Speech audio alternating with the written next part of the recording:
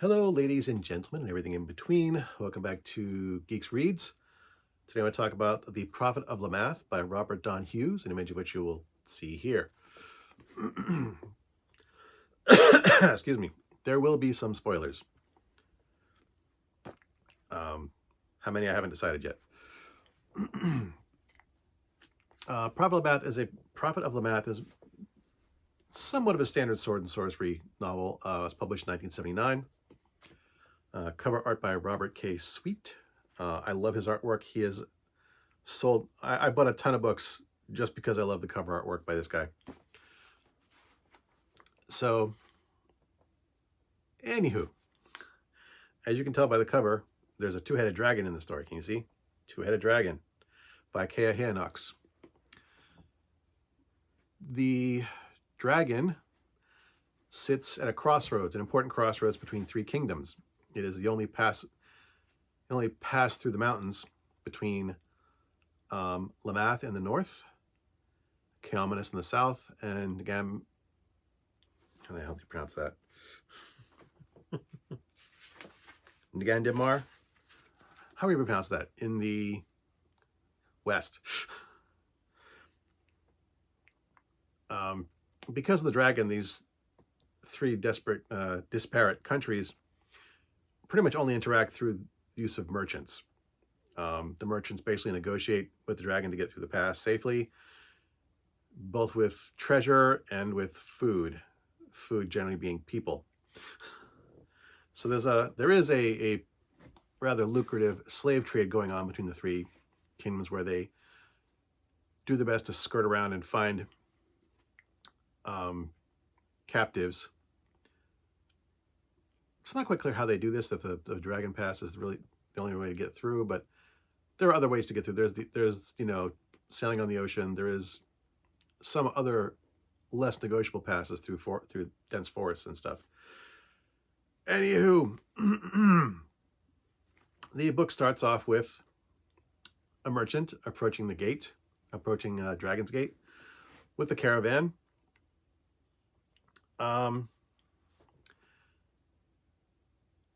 And through one means or other, someone who is a captive of the caravan manages to speak with the dragon and winds up confusing it. Prior to the start of the story, GEEXX has been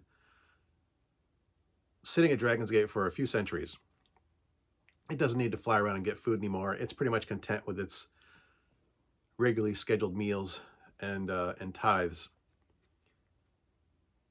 This person who speaks with the dragon, his name is Pelman. He is destined for slavery in Lamath. Winds up speaking to the dragon and confusing it, because up until this time, the dragon considered itself one creature. The heads might have talked to each other, but it had no concept of other, that the head was something, was another person. And so this person who is speaking, his name is Pelman, known as Pelman the player, winds up talking to the dragon and confusing it. And he escapes. And one of the things he escapes with is a princess who had also been captured by this merchant. I'm making a mess of this, which should hardly be surprising if you've watched me before. But this is all pretty much outlined in the first chapter. The caravan approaches.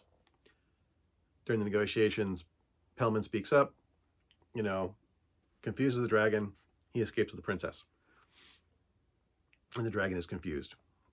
The Princess Bronwyn, who's from Keominus, there's some plot going on with the merchant families. There's various courts of intrigue. They travel to someone in Ngandimar that Pelman knows, who is a minor lord, and a longtime friend of Pelman. And they wind up in journeying from Ngandimar to Lamath through the foresty regions, pick up this guy's young son, Rosha, who is a strapping young warrior who also has a stutter, who's very embarrassed by.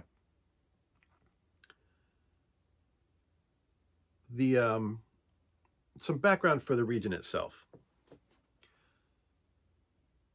The dragon having divided the region as he has, these three kingdoms have very different cultures. Um, Calmness in the north is what you might consider a standard kingdom, a fantasy kingdom. And they don't have they pretty much think that magic is a myth.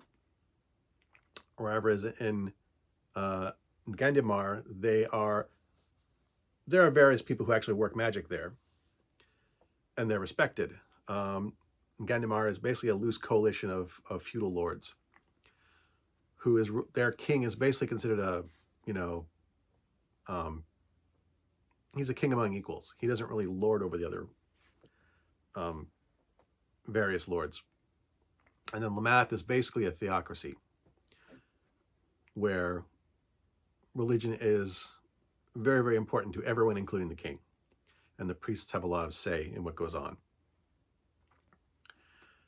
And in Lamath, they worship the dragon as a god. And people who speak out against that are usually put to death. And there are these various, political maneuverings going on. And Pellman is an interesting person because of the way these three kingdoms view the way magic works, magic actually functions differently based on their beliefs. When Pellman is in Chaominus, he is simply an actor. He's Pellman the player. He puts on plays. When he travels to Gandamar, he actually becomes a sorcerer. He can work magic. And then when he travels to Lamath, he becomes a religious figure. Instead of controlling the power works through him.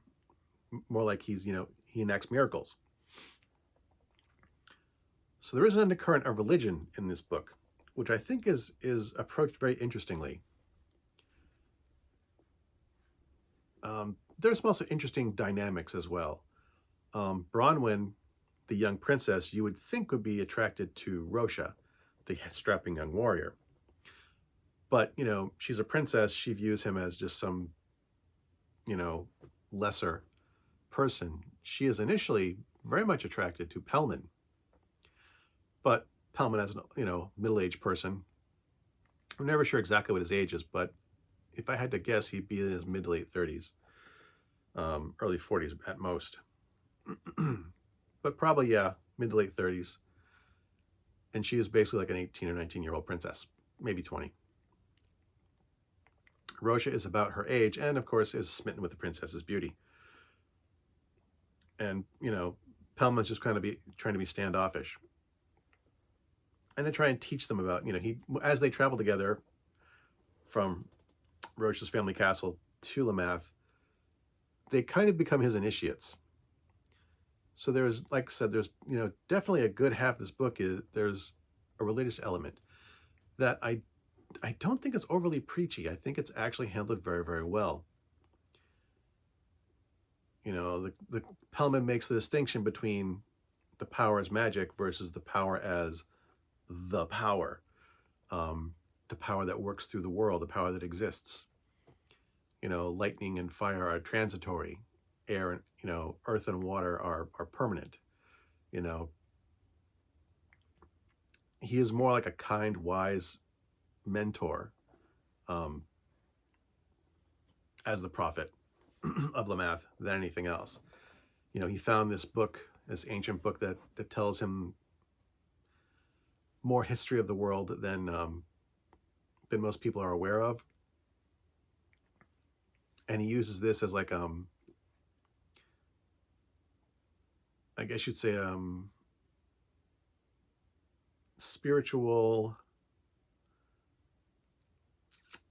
what's the word I'm looking for? Guide, I guess.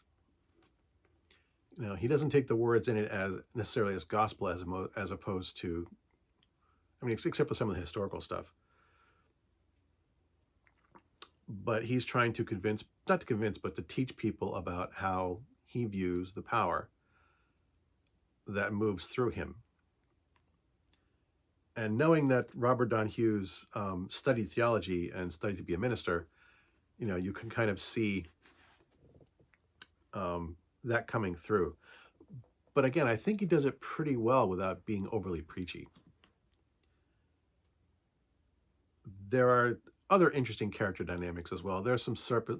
I think the villains in the book are fairly surface level. They're fairly superficial. They're not overly complex. They're very much the mustache twirling, variety of villain. Not a lot of depth there. Some of the characters, though, you get to know a little bit better.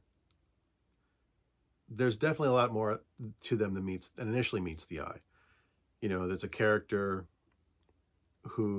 couple characters who Pellman actually manages to convince, not necessarily to follow his religion, but that he's not crazy, that he's not evil, that he's just, a guy trying to do what he thinks is right. And those people who Pellman interacts with and who meet him and are changed by him, they've got a bit more depth. There's a sailor on a ship who Pellman just has a casual conversation with, and other people too. There's a lot of characters too, a lot of going back and forth characters. You've got the merchant houses, so you have this little coalition of merchants who are trying to basically, assert more power for themselves and for, wealth and power. And the politicians who are not working with the merchants, but again, trying to manipulate events to their own ends. So, between these three various kingdoms, these various merchant houses, and the politics, and there's a fair amount going on, especially for how many pages? 350 some odd pages. Having said that, even though I enjoy the book, it is for the most part a very surface level. It's just another fun sword and sorcery book. This is one of my favorites. I know I've been going back through, I've been trying to alternate between new and old books, and some of my old books haven't held up as well as I remember them to be. I'd say this one's kind of in mid-range on that. I think it does hold up decently, but it's still fairly, I hate to say things like surface level or simple, but it's not as complex as some of the books I'm reading recently. Like I said, it does hold up better than some of the other books. I would definitely recommend it. Like I said, it's got a bit more meat to it than the last couple of books of my older books that I've reviewed. It's got more meat to it than Where Dragons Lie and Fire Drake, definitely. Well, it's also twice as thick as both of those books, almost twice as thick. So definitely more here to it. This is also the first book in a trilogy. The way the book ends, it ties off a lot of things very neatly, but it's still very open-ended on a lot of stuff. So it's obviously an incomplete story when you finish it. Complete enough that you don't need to read the other books, but also open enough that it's very obvious there's more intended. There is also a second trilogy, or it was supposed to be a second trilogy. There were two of the books that take place I don't remember how much longer before. It's like 400 or 500 years. I don't remember the exact number, but it takes place before the dragon. It was supposed to be a trilogy. Robert Don Hughes wrote 2 books and then abandoned writing fantasy to write religious books. He basically decided it was more important to write theology than to write fantasy. And while I have nothing against that decision per se, the fact that he left his second trilogy completely unfinished does kind of annoy me. Those books are still good as well. And the same artist did the cover artwork for all the books, so that also sold me on them as well. Man, this was way more crappy than they usually are. I just couldn't seem to get my thoughts organized. Too much going on in stuff and things. As always, thanks for watching. As always, this stuff is crap, even more crap than usual. And until next time, good hunting.